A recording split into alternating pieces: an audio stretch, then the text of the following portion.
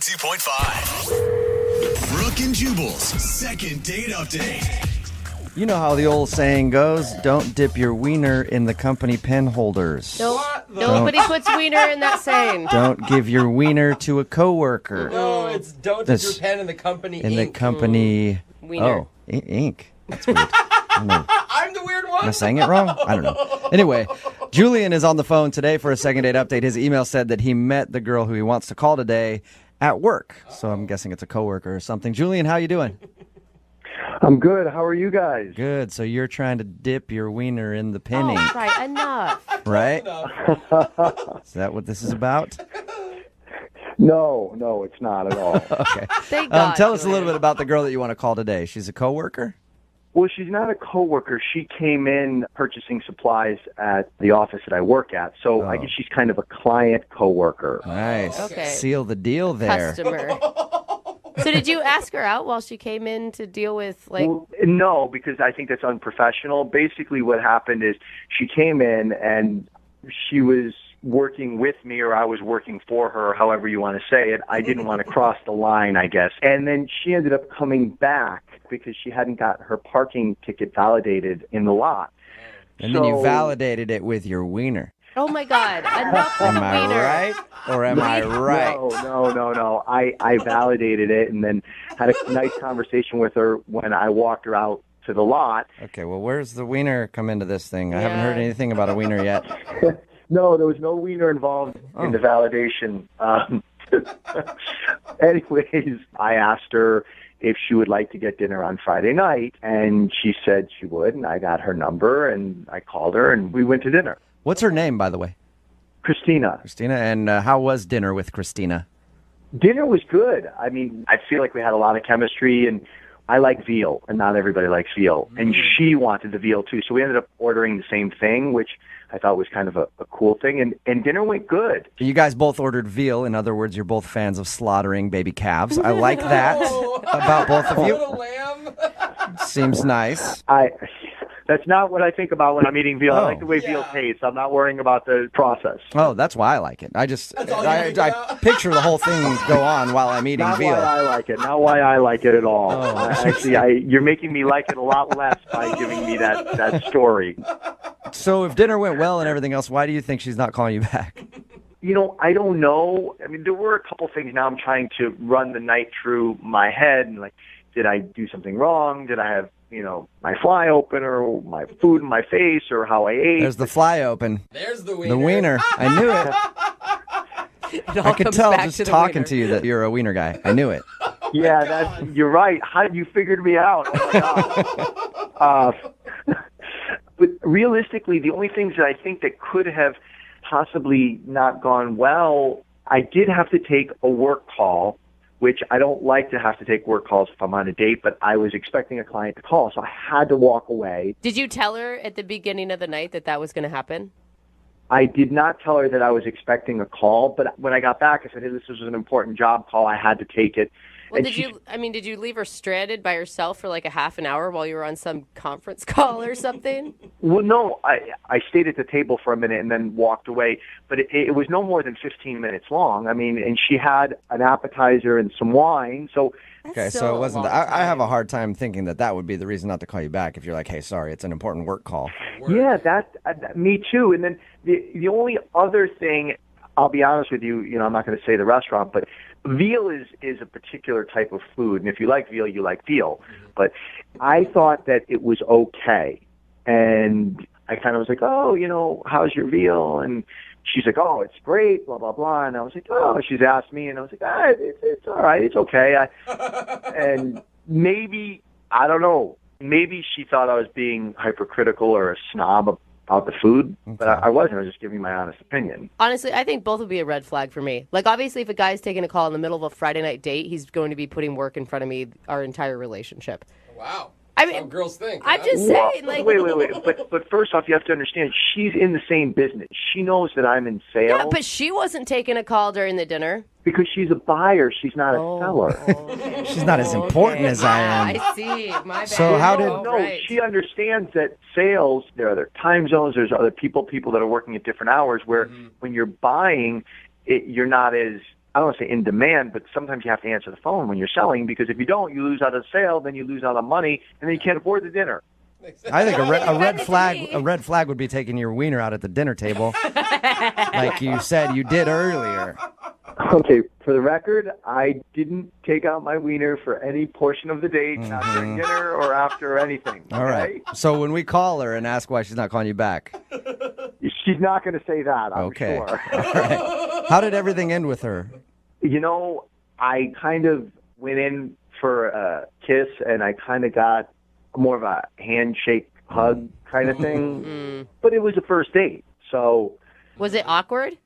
I don't think it was awkward. It was. It wasn't like I was like an inch from her lips and she, stuck her hand to me. It was, I was kind of coming in kind of to like hug, kiss, and she kind of put her hand up a little bit. So it was, that's all. So she shut you down. No, it wasn't a shutdown. It was just. That wasn't a shutdown? Yeah. Sure sounds like a shutdown to me if you go for a kiss and you get a handshake. Hand to the face. Have you heard anything from her since your date? No, I called her once, and I've texted her 3 times.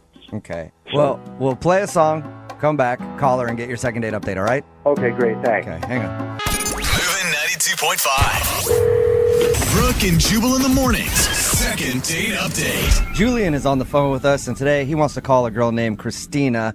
And Julian claims that he wasn't shut down at the end of the date when he went in for a kiss and she shook his hand instead. He still says that wasn't him getting shut down. But in my definition of getting shut down, that is probably the best way to describe it. Listen, I didn't get shut down. I went in for a kiss. It was a professional date. It was a work thing, so it wasn't appropriate. I understand. But I didn't get shut down. Either way, I think you got shut down. Yeah. All right, well, we're going to get her on the phone and see why she's not calling you back. Here we go. Dial the phone number right now.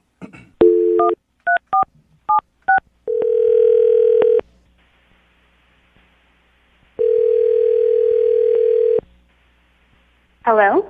Hi, can I speak to Christina, please? Yeah, this is she. Christina, how are you? This is Jubal from Brooke and Jubal in the Morning.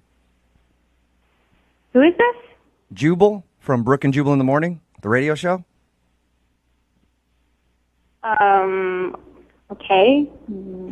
Why are you calling me? What is this? I'm calling you because one of our listeners asked if I could get you on the phone to ask you a few questions. Okay, that's really weird. It's a segment we do on our show called the Second Date Update. So you recently went out on a date with a dude named Julian. Okay. And Julian emailed us and said that you haven't been responding to any of his text messages or phone calls. So he thought maybe we could get you on the phone and find out why you're not calling Julian back. All right. He told us how you met. You're like a client where he works, and he asked you out, and he said you guys went out to dinner and had a pretty fun time. That's what he told you? Yes. Good time? So you didn't have a good time? I wouldn't call it that, no. Okay, what was wrong with it then? Because according to him, everything was great. He thought maybe he seemed like a food snob to you because he disagreed with you on the veal that you guys ordered. Yeah, he definitely has a very refined palate. That's one way to put it. Okay. He also said that he took a phone call in the middle of the date. Yeah, he did. It was a little rude. Mm-hmm. Okay. Yeah, I could see how that would upset you. I mean, that wasn't even the worst part of the date. What was the worst part then? I mean, he's a very smooth sales guy, but he's kind of got this seething anger underneath all of it. Did you say seething? He was seething anger underneath his charismatic salesman personality? I mean, yeah, that's literally the best adjective I can pick to describe it, seething anger. What happened? Because when he described the date to us, he didn't say anything about anger or being pissed off or anything. He's a very, very picky person and a very shallow person and quite rude, actually. What did he do? I mean, for example, he was super picky about the wine. I ordered red wine, and it was brought to me, I guess, in a white wine glass, and he got extremely upset, and he turned it away and made them bring it back. Is he one of those a-holes at the restaurant that, like, acts like he owns the place when he's somewhere and that nothing's good enough for him? Yeah, it's pretty much exactly. Like, he went to the bathroom, and when he came back, he was in this huge huff, and he said, there's no more f***ing paper towels in the bathroom. This is a fancy restaurant and an establishment, and people should be refilling these paper towels. And he was going on and on about this tiny insignificant thing that. How dare they? Oh my gosh. It is I annoying know. when they don't have paper towels. I will say that, but I don't know if I'd ever get that pissed off about it. It's not angry. It's annoying. It happens. Yeah. The absolute worst part of the entire night, that paper towel thing wasn't even it. I mean, he completely dressed down the waiter and just disrespected him when we were leaving. And as he's leaving, he says, I paid $40 for a piece of veal I wouldn't feed to my dead grandmother. He goes on and he says, oh, you're lucky I don't come back and burn this place down to the ground. And I was like, Did I hear you correctly? He threatened to burn the place down? he did. He threatened to burn it to the ground. He said that to the waiter? I'm 100% serious. That was the comment of the night. I've complained to restaurants before, but I've never threatened to burn them down. Kill everyone Yeah, here. I will destroy this place. Did he realize what he was saying, or did he act like this is just normal banter at a restaurant? No, he knew exactly what he was saying. When we were leaving the restaurant, he turned to me and then his attitude completely changed and he made it sound like I had been suffering and I was the victim and that everything was absolutely horrible. And, it was things I didn't really care. It was so insignificant. In his mind, he must have been standing up for you. Yeah, I really want him to stand up for me and burn down the restaurant we were eating at. Some girls would be thankful for that. Some girls would be like, what a man. Chivalry is Yes, dead. he's a true gentleman. He threatened to burn down a restaurant in my honor. I know, it was really ridiculous. So, I said goodnight and I'm going to leave it at that. That's understandable, Yeah, I guess. I'd want to get out of there Yeah. as soon as possible. Threats of arson on a first date usually aren't a good thing. I don't want to talk to that ass ever again. Well, that's a shame because he's actually on the other line listening and wants to talk to you. Are you serious? Yes, I am. Hey, Christina, I wasn't angry. I was standing up for you. I was standing up for having good service at a restaurant. I mean, I work hard for my money. And you know what? The service sucked and the food sucked and there was no paper towels. What kind of place doesn't have paper towels? You have to wash your hands to go eat and they don't want you to dry your hands. I mean, right? I'm not going to not wash my hands. I looked, I saw there was no paper towels, and now I'm like, I'm going to wipe it on my pants, and I'm going to walk out. It's going to look like my pants are wet. So I couldn't even impress you with that. I was like, I wasn't angry. I was being chivalry. I mean, I was defending you. You threatened to burn the place down. I mean, how is that chivalrous? That's just threatening. Okay. I think I shouldn't have said that. That was me getting frustrated because I was like, okay, the paper towels is one thing. The wine was another thing. The appetizer is another thing. The veal was another thing. I got so frustrated. You gotta stop talking. I've heard this already. I heard it at the restaurant. I'm hearing it again. You're just repeating yourself. If you keep focusing on little insignificant things and being a rude ass to everybody, I don't know how women can stand to go on a date with you. It's no wonder you've been divorced twice. Ooh. What? Whoa, wait. You just brought up my two divorces, my ex-wives. I shared that with you. Are you kidding me? I mean, that's rude. That's mean. But that's an example. It's 2 strikes, and so this woman clearly couldn't deal with all of your crap, and neither can I. My crap, because I want good customer service, because I'm at a restaurant and I want good customer service. You can be a decent human being and be respectful about it. You weren't respectful. You just brought up my ex-wife. This isn't about you. This is about people in the service industry. You don't have to threaten people. You know what? I'm in the sales industry. You know what? I take care of customers. They need to take care of customers. You should know this. God. I mean, we're in this industry. Look, I don't even know what to say. I've stated my case. I don't know. In the service industry, sometimes you have to put your foot down to get some respect. So I was doing that with the waiter and the restaurant. And you know what? I think you need to show me a little respect because you know what? I was defending you. I think so, too. That's why I'd like to ask Christina, would you like to go on a second date with Julian? Holy crap. We will pay for it. Hell no. No, I don't. You answered so quickly there. Yeah, Not if that's he's so going to weird. talk to me like that. No way. Julian, Are you're you sure? I mean, I could crazy. find you guys a great restaurant that Julian could burn down. I'm going to pass on that. You know what? If you want to settle for mediocre service, then you know what? Go date some schlep who will take you to the drive-thru. I want to go to a 4-star restaurant where they treat you like a customer. We're right. We are supposed to get this stuff. Come on. I mean, really. Think You know about what? You know what? You've pushed the envelope so far. I was fine just not going another date with you, but you know what? I really don't want to do business with someone who has ethics like you. Oh, now you're taking personal and you're putting it in business, really? I'm going to tell the people I work with, my company will not be doing business with your company anymore. Are you kidding me? Based on a date? You know, it wasn't a date. It was your f***ing attitude that did it. I'm done with this conversation. Goodbye. Wow. Oh my God. Julian, Whoa, what just happened?